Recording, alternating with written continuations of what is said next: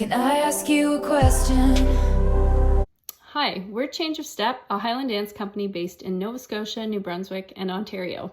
And we're here to answer a few of the questions that Fling Together's Ask an Expert series had for us. So here we go.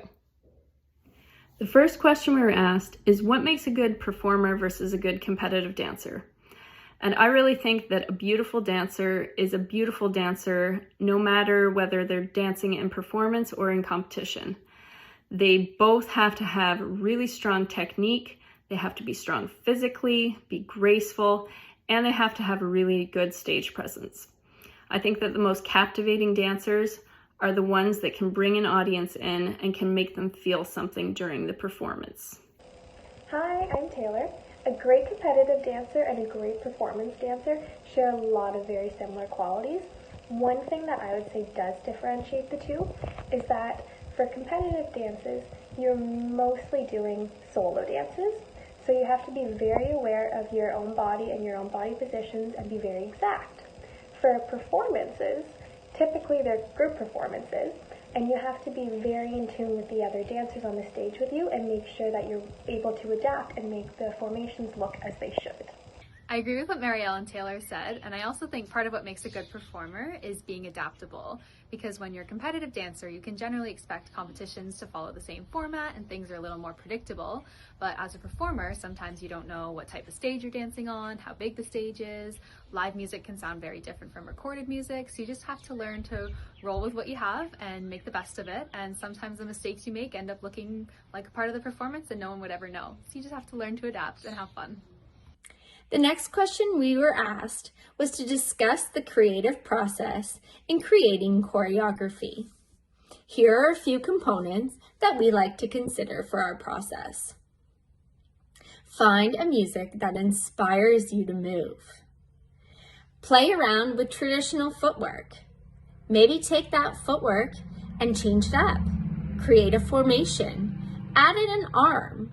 Maybe speed it up or slow it down. I don't think there's any right or wrong way of choreographing a dance. Everyone has their own way of choreographing. I think often the first step, though, is choosing music, and it's really important to choose music that you love, that really inspires you to dance. And then after you've chosen the music, you should get to know your music really well. So think about how the music makes you feel, whether there's any aspect that you really want to bring out through your dance. You can pay attention to things like tempo changes in the music, whether there's different types of tunes with different rhythms that you would want to reflect in your steps, whether certain notes or parts are emphasized and you would reflect that in your steps as well.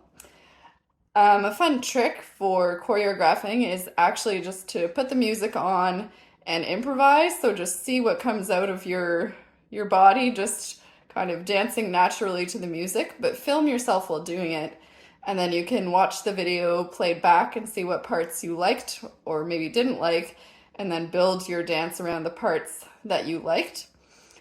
For making creative choreographies, it's good to use Highland movements, but then try and put a little twists on things. So for example, you might spin on something that you don't normally do in your Highland dances, or hold something a bit longer, or invert something, or do different kinds of arm movements, but while doing very typical Highland technique with your feet. So that way it sort of stays true to Highland, but it still looks a lot more creative as well.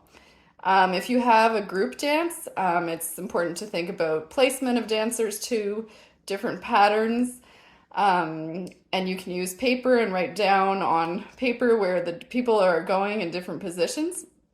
For basically any type of choreography, I think it's really nice to have a lot of movement in the dance. So instead of just staying stuck on a spot, to see a dance that really uses the stage a lot. And last but not least, I think it's really important to just have fun with it. If there's something that doesn't work, you can always play around with things, you can change things. And just show your love of dancing through your choreography. We hope our answers gave you a little bit more insight into choreography and performance. And if you're interested in learning more about Change of Step, visit us at our website, changeofstep.com, or on our Facebook, Instagram, or TikTok pages. We'll see you later. Can I ask you a question?